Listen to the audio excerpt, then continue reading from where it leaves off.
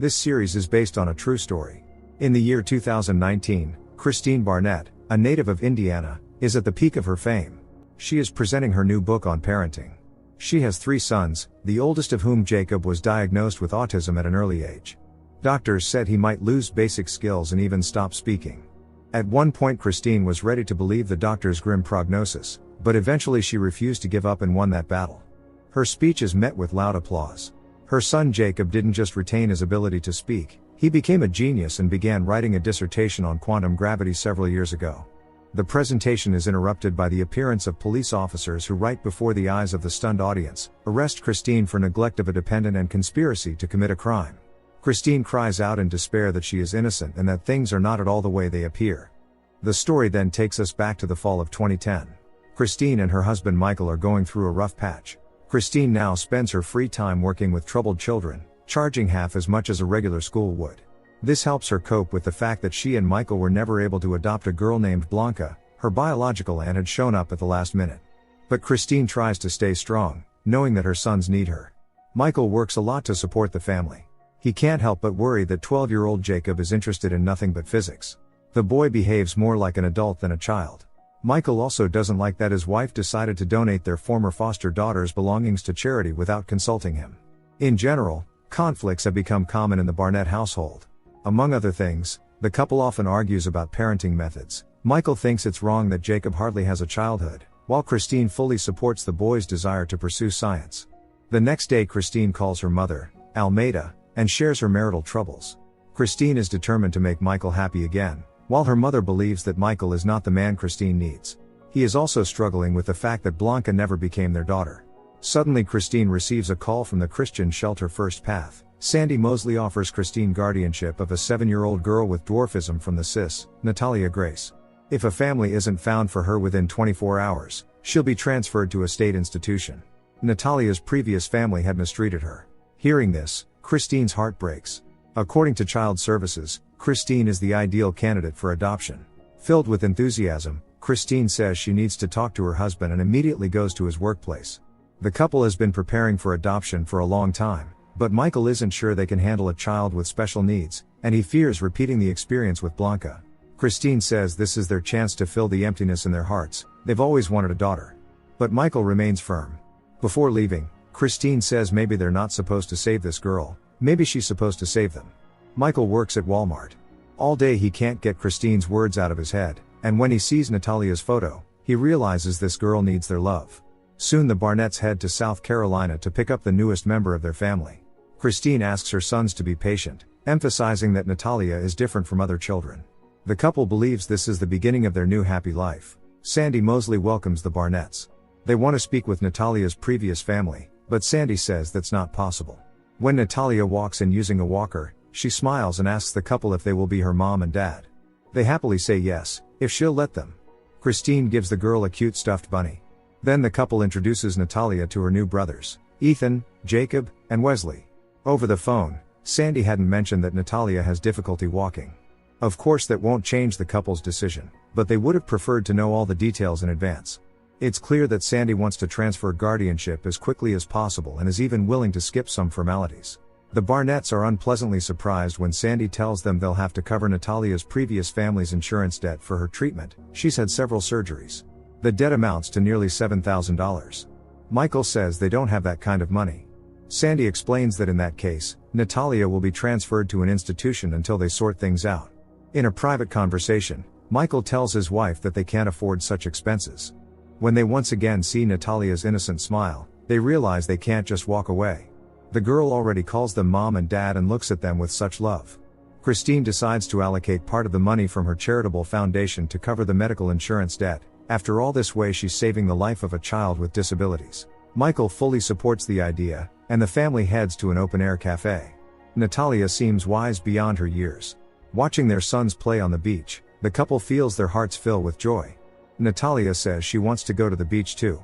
Christine tells her new daughter they'll carry her there as soon as they finish eating. At that moment, the girl's tone abruptly changes. In a burst of anger, Natalia even breaks a plate, and then suddenly dashes off, limping slightly, running toward the boys. On the plane, the couple discusses what happened.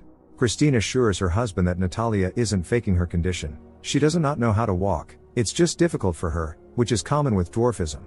Upon returning to Indiana, the couple shows their adoptive daughter her new room. But the girl expresses disappointment, saying she doesn't like anything soft or girly, she likes black and rock and roll. Michael suggests that they could redecorate the room together later, however she wants. The following week, Christine's Center for Children with Autism is scheduled to open, and she's been invited to give an interview. Michael is very proud of his wife. It's Natalia's first dinner and first evening with the new family. The couple tries to make her feel as comfortable as possible, but when Christine draws a bath for her, Natalia reacts aggressively, saying that Christine isn't her real mom and has no right to tell her what to do. Summoning all her patience, Christine tries to explain that taking a bath is necessary, but the girl forcefully shoves her.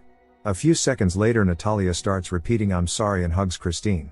When Natalia finally falls asleep, Michael tells his wife how sorry he is that the first day didn't go well, but he's confident things will get better. Christine shares his optimism, believing that their love is all Natalia really needs. The next morning the girl doesn't react at all when Christine says good morning. Jacob notices some creepy drawings on the windows. It's obvious Natalia is the one who did them. Christine scolds her adoptive daughter, explaining that the house needs to be kept in order. Michael comes to the girl's defense, convinced she didn't mean any harm. Jacob steps in, demanding that everyone stop fighting. Their arguing is interfering with his studies. Looking at Christine, Natalia gives a smug smile. All day long, Natalia deliberately gets on Christine's nerves, giving her a pounding headache. Meanwhile, Michael's co-workers throw him a dad-themed party. Christine calls him and says the payment on his credit card isn't going through. She can't wait until payday, the center's opening is just around the corner.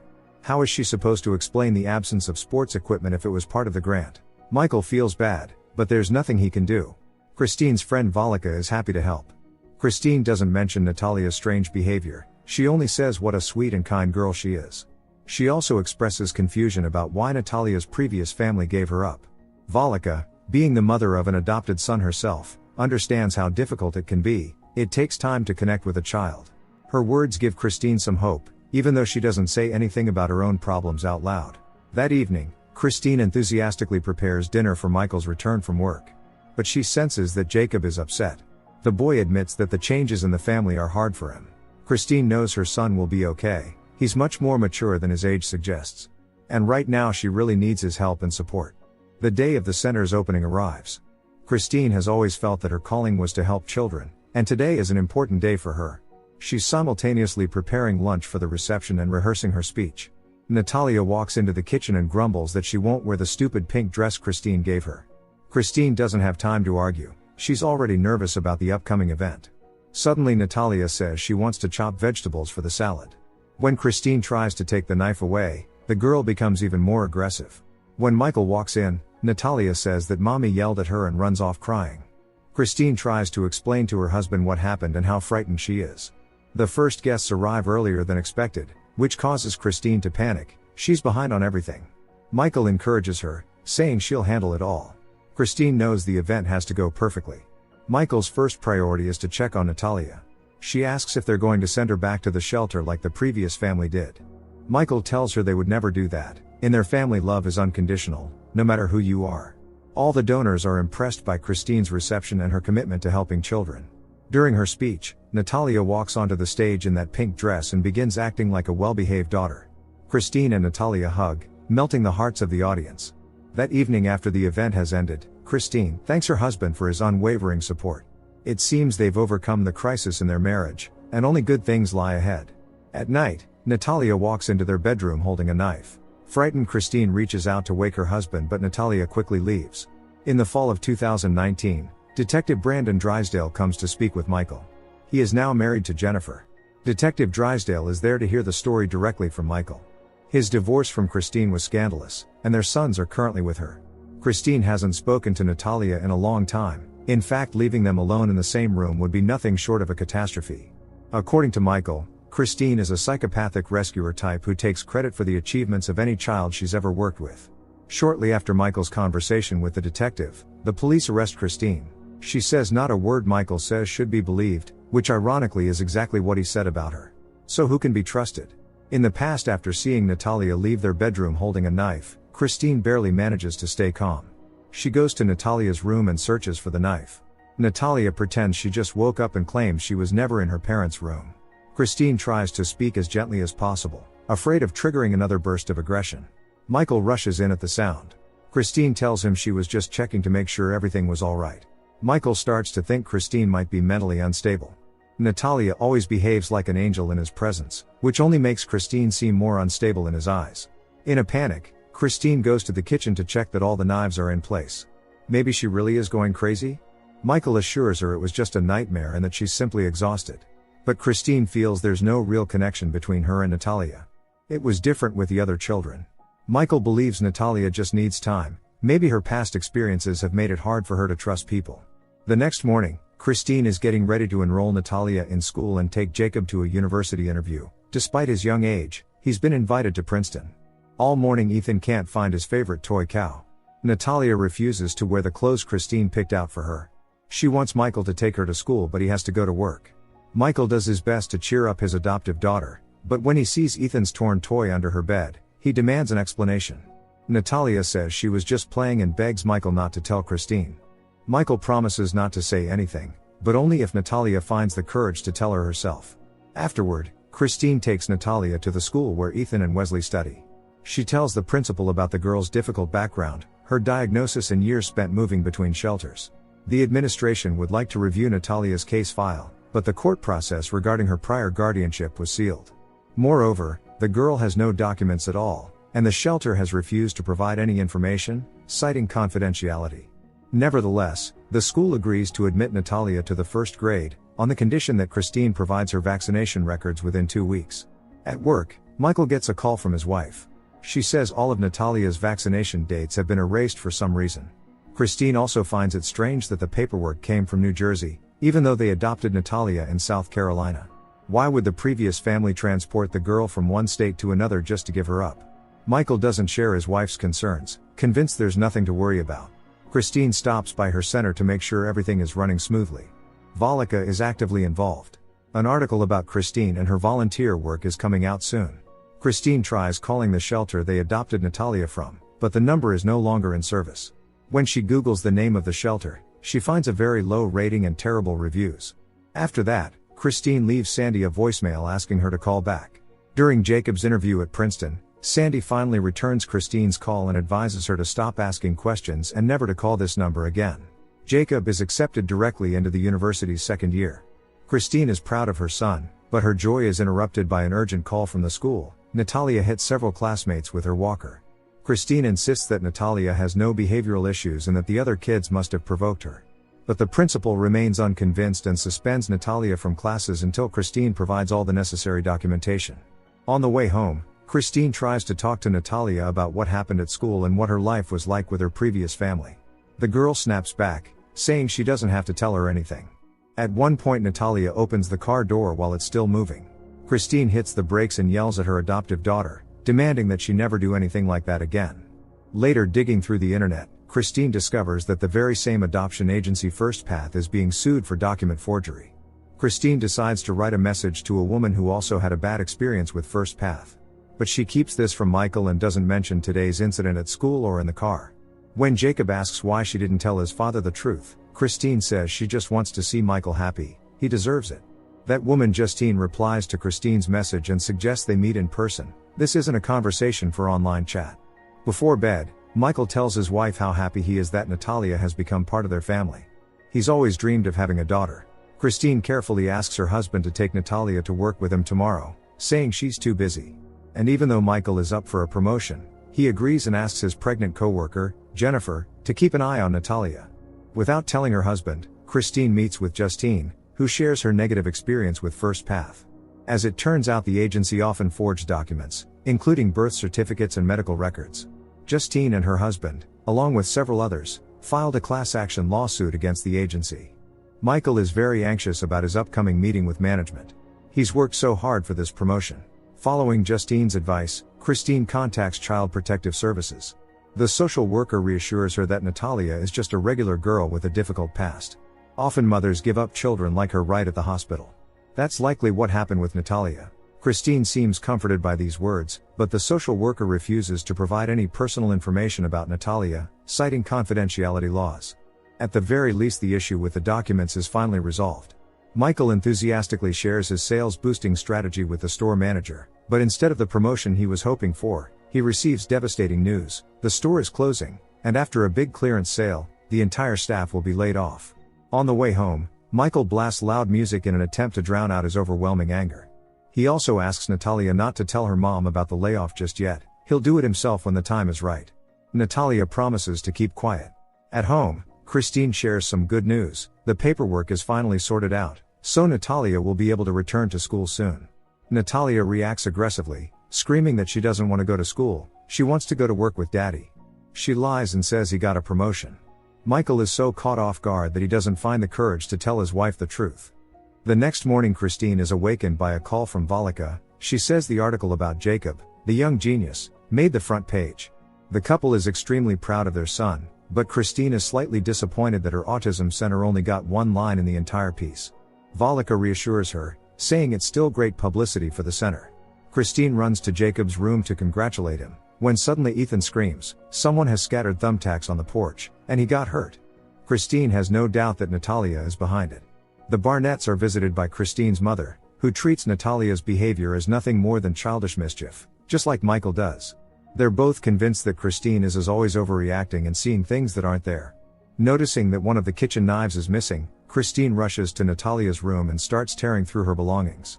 Under Natalia's bed, Christine finds Ethan's torn toy and the knife. But Natalia herself is nowhere to be found. When Christine opens the bathroom door, she sees something that makes her question whether Natalia is a little girl at all. In the year 2019, Christine Barnett was charged with 8 counts of neglect and abuse of her adoptive daughter. Prosecutors claimed the Barnetts adopted the girl in 2010, and only 2 years later abandoned her in a rented apartment before flying to Canada. Christine is released on bail. The boys are worried their father might be arrested too. Michael does everything he can to tarnish his ex-wife's name. They are now enemy number one to each other. But when Michael receives a call from Detective Drysdale and learns that the same charges are being filed against him, everything changes. Despite cooperating with the investigation, Michael will also stand trial. Back in 2010, the couple takes their adoptive daughter to their family doctor, who says he can't determine Natalia's age without additional tests. Dr. Lawrence recommends a hormone analysis. Michael tells his wife they can't afford it right now. She reminds him about his promotion. Michael has no counterargument. Dr. Lawrence is surprised to hear the couple paid the adoption agency $7,000 for Natalia's surgeries, since judging by the lack of scars, she has never had any. In fact, she still needs surgery. The couple realizes they've been deceived by the adoption agency in what appears to be an elaborate scam. That's when Christine admits to her husband that a class action lawsuit has been filed against First Path. The agency is being accused of forging documents and other horrific things. Michael doesn't understand why she didn't tell him earlier. Christine says she just wanted to protect him. He would have been devastated to learn that Natalia might be taken away from them. Their argument is interrupted by the doctor, who says he shares Christine's concerns and is ready to issue a referral for full medical evaluation. Now Natalia will have to see every possible specialist. The girl doesn't like it, but Christine is no longer willing to tiptoe around her. All the doctors unanimously agree that Natalia needs surgery. 3 months later, Natalia's behavior has deteriorated even more. Eventually the couple turns to a psychologist, Dr. Birch, hoping that professional help might finally determine Natalia's true age. Dr. Birch says that if Natalia is legally an adult, her behavior shows signs of sociopathy. But if she's still a child, then she might suffer from reactive attachment disorder, a condition common among children abandoned at birth. The psychologist recommends that the couple treat Natalia like a newborn, a method known as reattachment therapy. Michael finds it logical, while Christine thinks it's complete nonsense. Christine's mother shares her daughter's opinion and offers to help. Almeida also believes Christine should first bring order to her family before focusing on business. But Christine insists she can manage both. Natalia refuses to eat baby food from a spoon, let alone a bottle, screaming that she's not a baby. Michael, however, doesn't give up. He firmly believes in Dr. Birch's method. Christine, on the other hand, is convinced they didn't adopt a little girl, and that Natalia is not who she claims to be. At the store's warehouse, clearance of the remaining inventory is in full swing. Michael tries to convince the manager not to rush the store's closure, but the manager insists that Michael and his team vacate the premises by the end of the day. Christine tries to figure out what to do when confronted with a falsified age, and how to verify the authenticity of a birth certificate. Exercising the right to freedom of information, she submits a request through the official website. Later, while cleaning, Christine finds a pair of bloody socks in the closet, and everything becomes clear. That same day, The school principal tells Christine that Natalia's behavior has significantly improved, but he's concerned by the fact that she avoids her peers and prefers to eat lunch with the teachers. Christine tells Valika about being invited to give an interview for the local TV station. Meanwhile, Michael is rehearsing the speech he plans to give his wife, not knowing how to tell her about his job loss. It's been 3 months, today is the final day, and he still hasn't found the courage. Jennifer advises him to buy flowers, go home and just tell Christine the truth. More than anything, Michael fears disappointing Christine, but Jennifer knows from painful personal experience that there is no greater disappointment for a woman than being lied to by her husband. Christine tries to talk to Natalia about what she found in the closet. While Michael is preparing for the difficult conversation ahead, Natalia suddenly attacks Christine from behind in a fit of rage, and they nearly crash the car. Christine barely manages to brake in time. Michael runs up to the car, alarmed. Pretending to cry, Natalia hugs her adoptive father and tells him that mommy was very angry with her, and that only he truly understands her. Christine says she's had enough and goes to Valika's, where for the first time she shares her suspicions about Natalia's true age. The worst part is that Michael hasn't noticed a thing.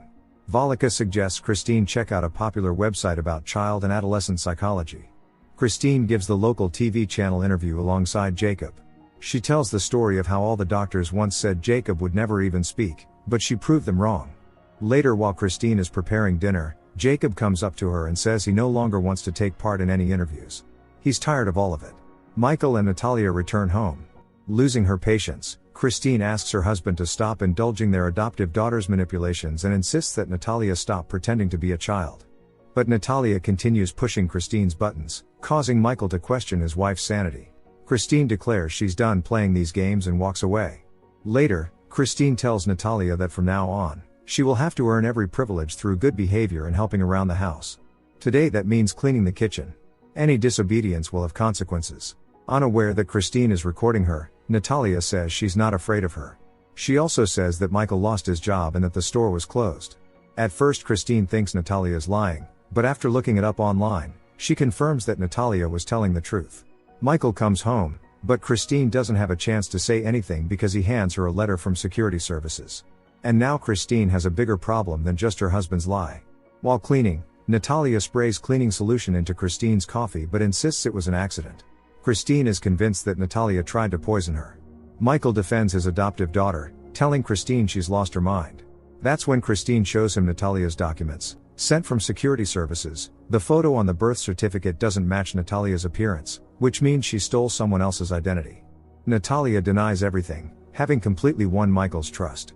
Soon after, the couple, despite Christine's promise to Jacob, travels to New York for another interview. Christine intentionally keeps quiet about knowing Michael was fired and starts spending more and more money, provoking him. Christine visits the address listed on Natalia's birth certificate, where the former adoptive mother lives. At first the woman refuses to speak, but eventually, despite her fear, she agrees. Christine only wants to know who Natalia really is. The woman says Natalia nearly destroyed her family and manipulated them the entire time. Later, Christine tells her husband that Natalia used the shelter to get money, supposedly for surgery, but in reality for herself. She's an adult and clearly knows what she's doing. But Michael continues to deny the obvious, convinced that his wife has mental issues. Unable to hold back anymore, Christine reveals that she knows about his job loss, and that it was Natalia who told her. He denies everything: his layoff, the problems in their family, and the fact that they're living with a sociopathic con artist. Christine is tired of talking and plans to have Natalia committed to a psychiatric hospital upon their return. Michael reminds Christine that she's been invited to appear on national television as a kind of Mother Teresa figure, saving disadvantaged children. What will people think if she sends her adoptive daughter to a mental institution? Christine can't believe Michael is trying to threaten her this way. But it doesn't work on her. If he's so determined to keep Natalia and he's unemployed now, then he can take care of her 24/7. When it's time for the interview, Christine and Michael play the part of a picture-perfect American family. Since 1995, Michael had suffered from depression. One day he stood at the edge of a bridge, ready to take the final step. Christine spent hours talking him down, and in that moment agreed to marry him. In September of 2019, Christine tells Valika that, thanks to his new wife, Michael fed the police a bunch of lies and became a victim of his own stupidity. Christine remembers every one of Michael's depressive episodes, only she knows how to handle him. In 2011, Michael became a stay-at-home dad while Christine, following her success on TV, signed a publishing contract. She was writing a book. Before the arrival of the writer, Myra Grant, Christine tells her husband to make sure Natalia doesn't show up. Christine is sure her adoptive daughter will try to ruin the meeting. But instead of Myra, Child Protective Services show up at their door. They received a call stating that the children in the home might not be safe. They refuse to leave until they've spoken to each of the children. The couple is baffled, wondering who sicked Child Protective Services on them. But the workers won't say. What's more, after Natalia's upcoming surgery, they'll be making regular visits to the Barnett's home.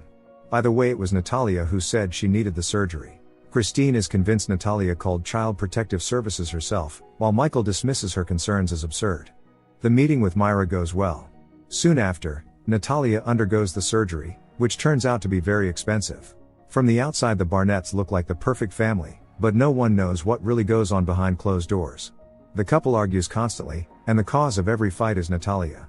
Christine doesn't understand why her husband continues to act like Natalia is still just a child.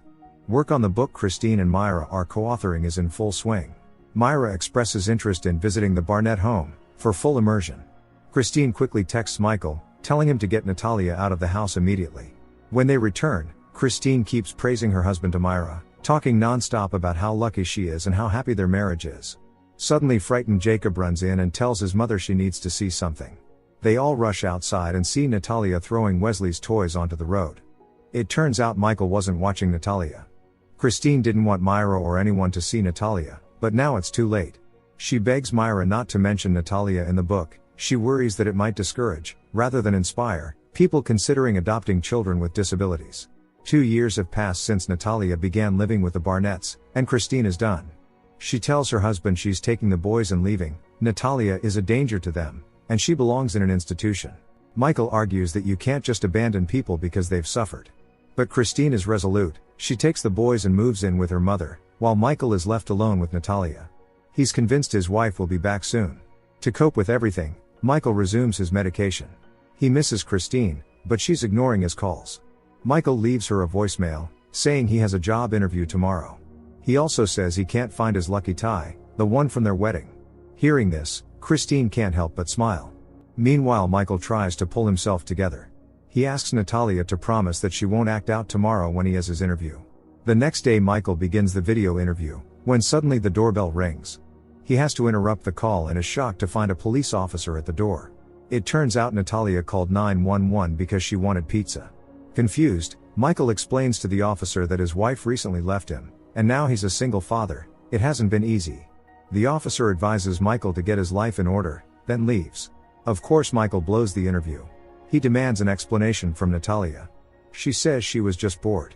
Michael realizes his wife was right all along. Natalia was the one who called Child Protective Services last time. And without a job, he won't be able to get his family back. Natalia says she doesn't care and that she doesn't want the others to come back. In that moment, the full horror of the situation finally hits Michael. Almeida tells her daughter that Michael is weak, which is why Natalia found ways to manipulate him. But Christine says it's not her mother's place to judge. Christine had a difficult childhood. Her father suffered from a mental illness and was often violent.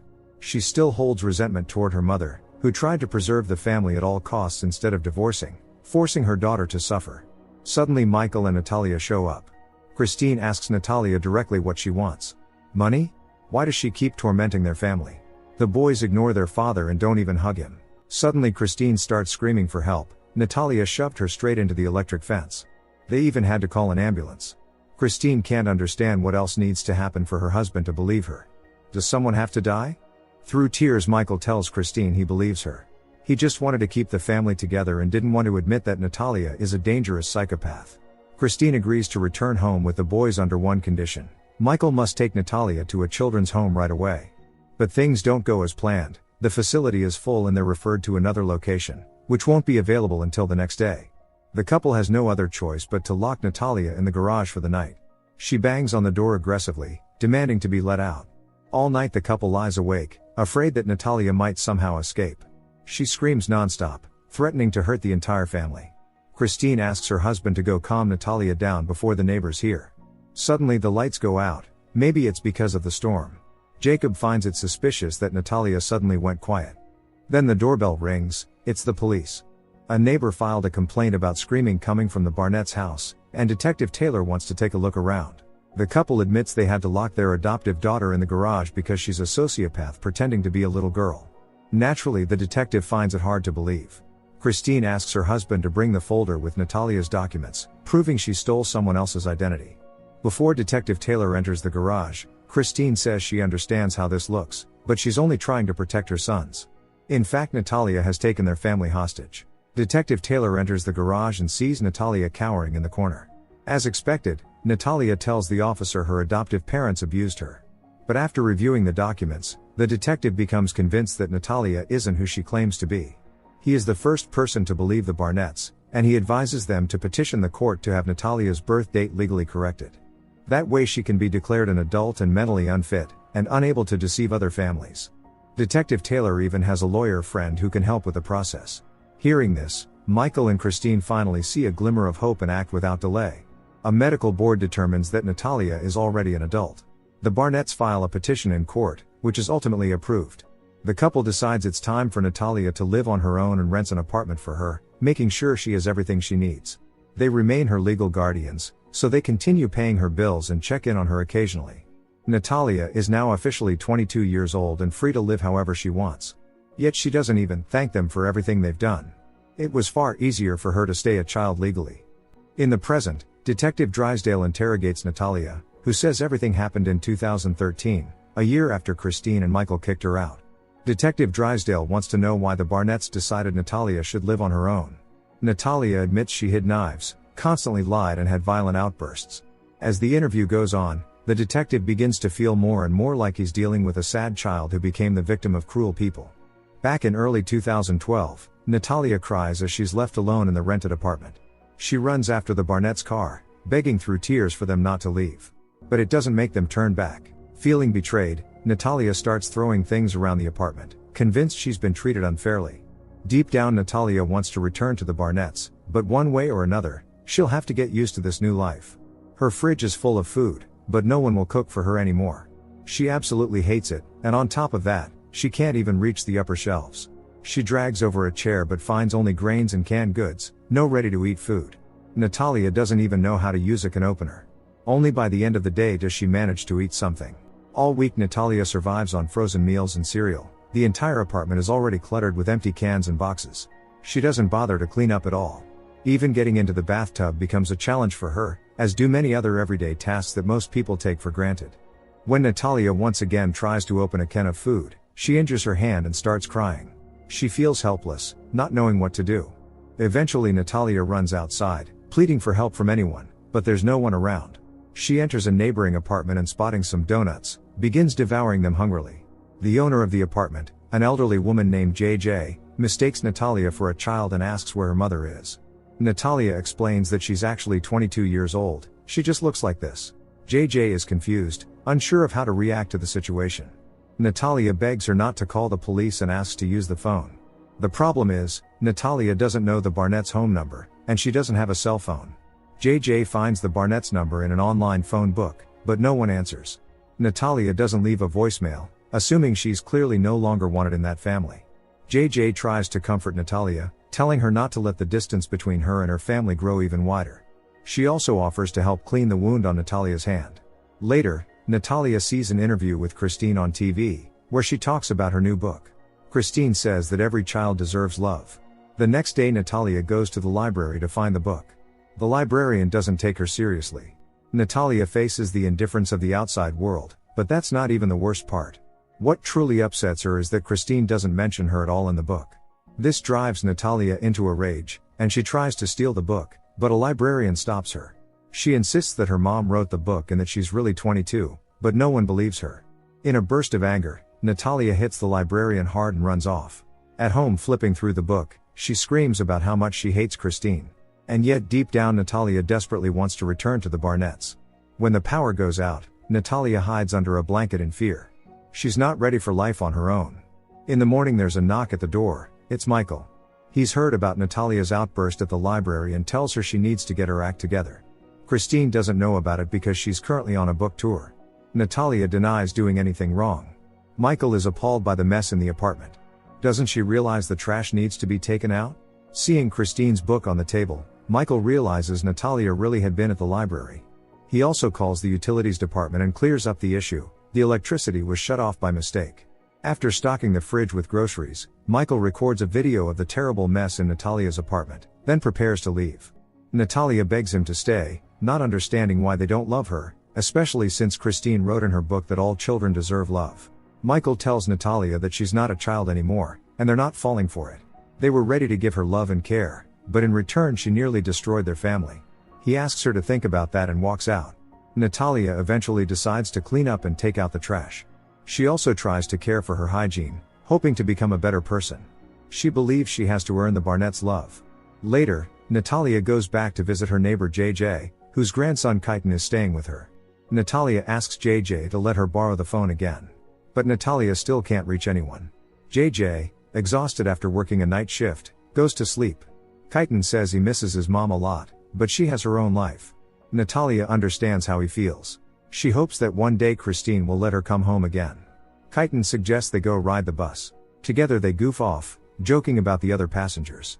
At one point Natalia says she's actually not 22, she's 8. They get off at the wrong stop and become lost. It's already dark, and they only just manage to catch the right bus.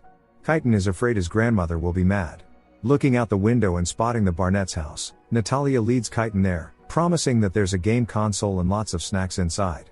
But it turns out the Barnetts are already halfway to Canada, having left Volika in charge of selling the house. Volika knows Natalia isn't a child, she's only pretending. But right now Volika is more concerned about who this strange boy with Natalia is. Kaitan says Natalia lied to him about her age. Volika promises to take him home safely. She also says that Christine was too kind to Natalia, a pathological liar. JJ nearly went crazy looking for her grandson and yells at Natalia never to show up at her house again. Natalia desperately wants to be good so she can be with her family again. But she doesn't know how. One morning, Natalia wakes up and can't believe her eyes when she sees Christine. It turns out that the landlord evicted Natalia, and Christine returned to Indiana to relocate her into a new apartment. Natalia also needs to attend school and earn a diploma so the Barnetts can stop supporting her financially. It took great effort for Christine to convince JJ not to call the police. But this is the last thing she will ever do for Natalia. Before leaving, Christine tells Natalia that no one will ever love her because she's a liar, and nothing she says can be trusted. Natalia repeats that she will change and become good, but Christine doesn't believe her. Later during her school assessment, Natalia writes an essay titled, "Who Am I?" but finds herself lost trying to answer that question. In 2011, when Natalia was still living with the Barnetts, Christine openly expressed frustration about Natalia's lack of feminine hygiene. Back in 2013 during her interrogation, Natalia claims that Christine was often cruel. Detective Drysdale asks Natalia to elaborate. It seems even she is confused about what's true and what's not anymore. In April 2013, Natalia writes in her essay that she's an alcoholic. Natalia struggles to make friends at this school because all of her classmates are much older than she is. She constantly remembers Christine's threats to send her to a group home if there was even one more complaint. Natalia knows that no one really cares about her, that's what adult life is like. Getting around without a walker is difficult for Natalia, and one day she injures her leg. A passing woman stops and offers her a band-aid and a ride. Natalia says she's 22, but the woman doesn't believe her.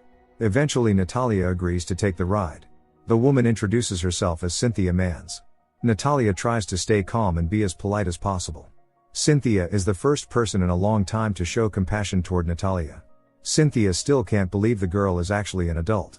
Natalia assures her that she's capable of living on her own and that her family calls her every day to check in. After dropping her off, Cynthia sees how hard it is for Natalia to walk and offers to help again. Natalia insists she's fine, afraid Cynthia will report something to Christine. Under the pretext of needing the bathroom, Cynthia enters Natalia's apartment. Natalia is embarrassed by the mess. Seeing the phone is disconnected, Cynthia realizes Natalia lied about talking to her family every day. Cynthia also checks the fridge and suggests they go to the supermarket together.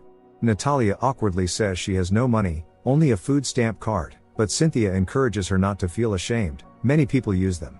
Natalia finds it unusual for someone to be so kind to her, especially after Christine told her she didn't deserve anything good. They go to the supermarket together. Cynthia shares that she has 7 children, most of them adopted. According to her, motherhood is her divine calling. When Cynthia invites Natalia to dinner, Natalia hesitates, afraid that Christine will find out. Cynthia promises to drive her home afterward, but says it's only fair if Natalia pays for the groceries since they'll all be eating. Shyly, Natalia pulls out her food stamp card. The girl gets nervous when instead of going to a house, Cynthia brings her to a church. Cynthia says it's her husband's church, attached to their home.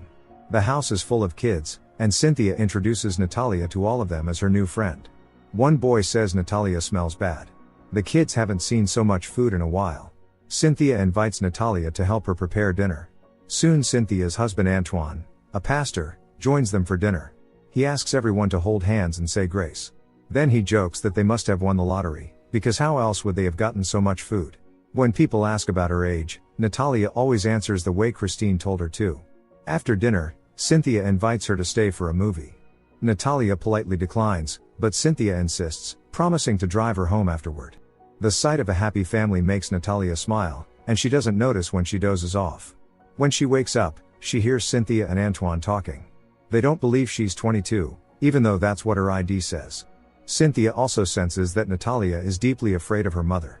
The man's family is going through tough times, and maybe the Lord sent them Natalia.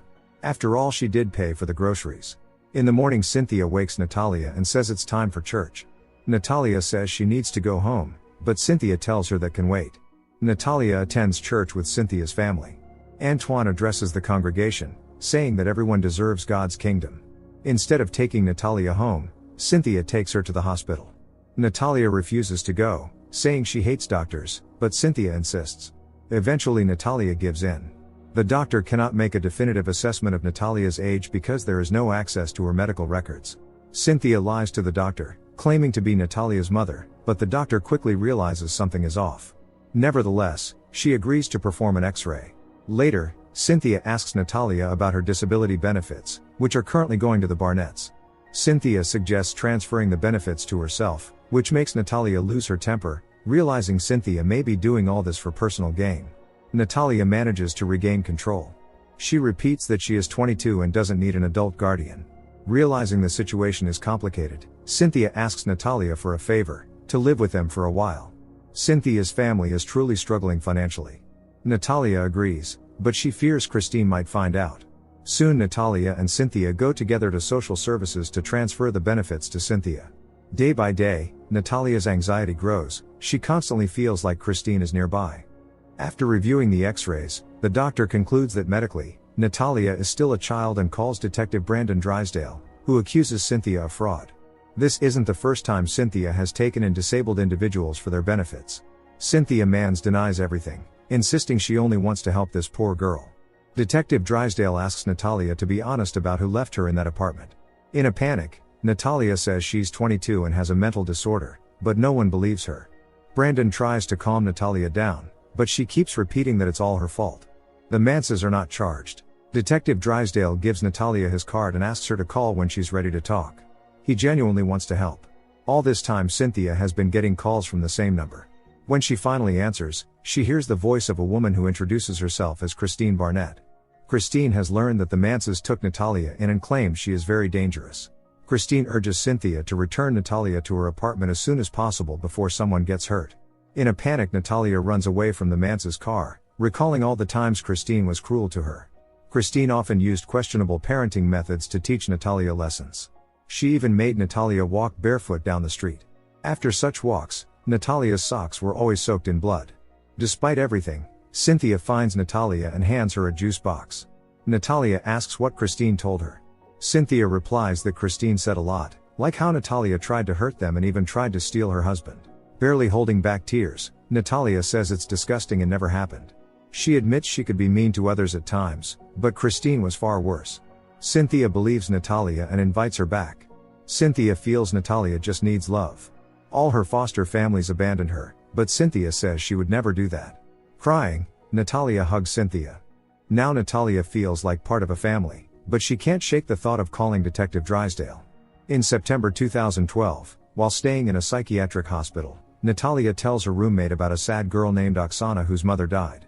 Oksana's father married another woman, and soon the stepmother decided to kick the girl out. The girl moved into an old house in the woods where ghosts lived. The fun is interrupted by a nurse who says that documents have arrived stating Natalia is much older and she's being moved to the adult wing. Natalia does not want to be in the adult ward, especially not in a psychiatric facility. The nurse warns her to behave or she'll be restrained. Things work differently in the adult wing. Telling this during questioning with Cynthia present, Natalia cries. Cynthia finds the whole situation outrageous. It's clear Natalia is still a child. Detective Drysdale promises to look into it and suggests challenging Natalia's age in court. In his opinion, the Barnetts are criminals who left their adopted daughter in danger. Natalia desperately wishes to be declared a child again. In 2014, the Barnetts have been living in Canada for almost a year. On Valentine's Day, Michael is making pancakes. Life seems to have returned to normal without Natalia. By this point, Jacob has finished his first year of college, and Christine is traveling the world speaking about autism, while Michael has taken on all the household duties. The couple tries not to think about the dark period when Natalia was in their lives, until they receive a court summons. The letter states that Natalia might once again be declared a child. Christine and Michael reassure themselves that as Natalia's legal guardians, they can reject the motion. But Christine has to leave for Vancouver, so she asks Michael to handle it on his own. Michael often feels alone in the marriage, while his wife's career is soaring. He hopes one court filing will settle it, but the summonses keep coming. This continues for 3 years. The family caring for Natalia is determined to overturn the court ruling. In August 2017, the Barnetts learn that the Manses want to adopt Natalia. Michael thinks it's their chance to finally be free, but Christine sees the danger. If the court rules Natalia is a minor again, both she and Michael could be charged with child endangerment. Christine plans to call Valika's lawyer. Back in Indiana, Michael feels like he can finally breathe freely. Only now does he realize how lonely he was in Canada. But his mood is dampened when attorney Terence Kinnard tells him that by ignoring the summonses, they've worsened their situation. Michael explains that they have the medical commission's findings verifying Natalia's real age. That should be enough to prove she's not a child. When Michael sees the revealing photos Christine sent to his phone, clearly not meant for him, he feels sick from the stress. Michael's whole world collapses. Could his wife really be unfaithful? Michael struggles to bring himself to call her, even though he knows the conversation is inevitable. But Christine calls him first, furious that he broke into her phone. Michael demands to know who the pictures were for. Christine insists they were just pictures and that she never intended to send them to anyone. Of course, Michael doesn't believe her. But Christine doesn't care. She says Michael won't survive without her anyway. He doesn't make enough to support himself, let alone a family. Michael doesn't understand why in that case Christine is still with him. She falls silent, unsure of what to say. Michael hangs up and heads to the nearest bar, where he unexpectedly runs into Jennifer, a former colleague he hasn't seen in 6 years. Michael can't believe so much time has passed. Seeing that he's upset, Jennifer offers him a drink. Under the influence of alcohol, Michael pours out everything that's been weighing on him. Jennifer admits she never liked Christine, not because of who she is, but because Jennifer has been in love with Michael for a long time. Meanwhile, Natalia, still living with the man's family, is preparing a speech for the upcoming hearing, where she plans to claim that her real age is 13 and that she's been forced to lie about her age for the past 5 years. Natalia is very anxious about the hearing. Cynthia reassures her, reminding her that the Barnetts won't even be there, their attorney will speak on their behalf. The time comes for the preliminary hearing. Despite Terence Kinnard's arguments, the judge cannot overturn the previous court ruling without solid evidence that it was made in error. The attorney gives the floor to Stephen Lawrence, the Barnetts' family doctor, who originally concluded that Natalia was older than she claimed. In court, Dr. Lawrence also insists that Natalia is mentally ill and that the Barnetts were victims of her deception. Kinnard objects, presenting the judge with a report from another doctor stating that Natalia is still a child. Unexpectedly, Michael shows up at the courthouse, even though he hadn't planned to. He asks to speak, and the judge allows it. Michael declares that he and Christine intend to remain Natalia's legal guardians to protect other families from her. It's Natalia's turn to testify, but the judge says it won't be necessary. He has no intention of appointing new guardians for Natalia and agrees with Kinnard's conclusion that she is a fraud and mentally unstable. The court also sees no grounds to grant the motion to change her age. Natalia has nothing to say in response. Detective Drysdale disagrees with the court's decision, calling it a blatant injustice. But the Manses have no intention of filing another motion because the legal battle is taking a toll on Natalia's mental health. Brandon tried to respect their decision, but when he and his wife adopted a little girl named Mal, it brought him back to the case. He became determined to prove the Barnetts' guilt, and he found something interesting in Natalia's psychiatric records. In the summer of 2019, Drysdale decides to speak with Dr. Stephen Lawrence, who now oddly claims he had nothing to do with Natalia's age change. When Drysdale shows him a discharge summary from the psychiatric clinic stating that Natalia is completely healthy, Lawrence grows visibly nervous. He insists he only saw Natalia once and based his conclusion on the opinions of colleagues who actually examined her. Drysdale asks Dr. Lawrence to provide the names of all the specialists who were part of the medical board. This time they all state unanimously that Natalia is a child and that dwarfism can affect hormone levels. It's clear that Lawrence falsified the board's report at the Barnett's request. Drysdale is convinced of it. The district attorney can't justify spending public funds on a case that may not be winnable, but still allows Drysdale to speak with Michael. Michael claims that Natalia always behaved normally when Christine wasn't around. According to him, Christine uses her reputation to serve her own interests. When Drysdale hears that Christine used to hit Natalia, he no longer has any doubts. Natalia is the victim in this situation. Michael claims that Christine was obsessed with proving that Natalia was an adult. Seeing this as an opportunity to gain full custody of the boys, Michael is willing to testify against Christine and admit in court that Natalia is a child. However, Jennifer doesn't share her husband's enthusiasm, as if Natalia is declared a child, Michael will be accused alongside Christine of abuse. In court, Christine doesn't plead guilty and can't understand how Michael could be such an idiot to confess to something that never happened just to spite her. Later, Christine and Michael meet in the presence of their lawyers, who recommend that the former spouses act as a united front, otherwise they may both face 75 years in prison. People love good American families, so their divorce should remain private. Jennifer doesn't like it, but Michael understands that Christine is right. They must team up, if only for the sake of their sons. The lawyers have a video where Natalia tells her crazy version of events, so the defense needs to make their version even louder. In February of 2020, the Manses and Natalia give an interview. Natalia claims that Christine threatened her and forced everyone to lie about her age. Cynthia confirms that Natalia indeed had behavioral problems at first, but thanks to their support and love, she became a normal child. Christine likely wanted to use Natalia as just another project for her PR but turned out to be far from the ideal mother she pretended to be. Now the Manses want only one thing: for 16-year-old Natalia to officially become part of their family, and for the Barnetts to face the punishment they deserve. It is now 2022, and 2 years have passed since the interview. Natalia has become popular on social media and has launched fundraisers for her surgeries. In a week the trial will begin, first for Michael, then for Christine, and they both have a high chance of losing. Christine says that if it weren't for Michael, they wouldn't be in this situation. Soon the two sides will face each other in court, and the jury will have to decide who Natalia really is, a victim or a sociopathic fraud. Christine and Michael's lawyers will push that version. They need people who will confirm Natalia's adult age and her violent outbursts. However, even Natalia's former teachers are preparing to testify on her behalf, calling Christine harsh and mean. Even Natalia's former foster mother refuses to testify in favor of Christine or Michael. Everyone says the same thing, even the nurse from the psychiatric hospital, who claims that Natalia showed no signs of sociopathy. JJ, Natalia's former neighbor, has also changed her opinion, insisting that the girl looked confused and didn't even understand what she was doing.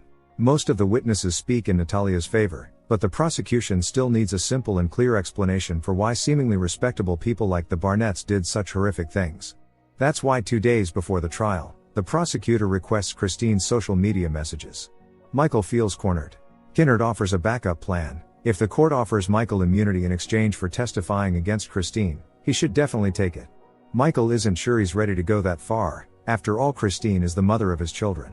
Jennifer reminds him that Christine doesn't even let him see the boys. Because of this scandalous trial, many charitable organizations are refusing to work with Christine. Valika continues to support her fully, telling everyone how many children Christine has saved. Now Christine wants to be sure that in court Valika will confirm all the aggressive outbursts and threats Natalia allegedly made. Valika reminds her that she personally never witnessed anything like that, she only knows what Christine told her.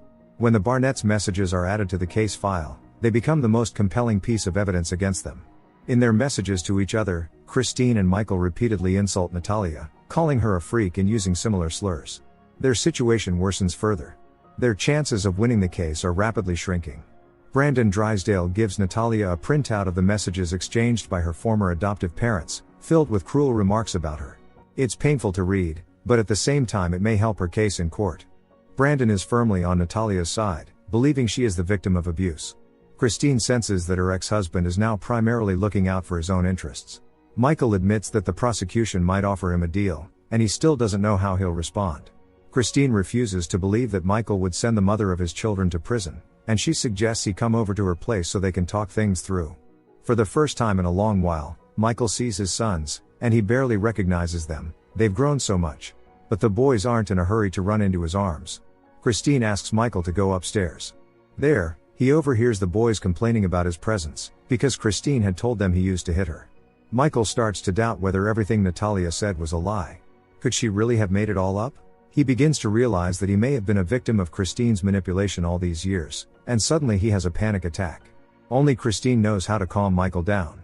She tells him that Natalia lied and was dangerous, and that now she's just trying to manipulate him again to get what she wants. Michael no longer knows what's true and what's not. Christine keeps insisting that they're not enemies and that everything they did was to protect their family. She also claims she never actually cheated on him, she simply felt like he didn't need her anymore. Their conversation is interrupted by the boys, who suggest getting pizza together. They don't mind if their father comes along.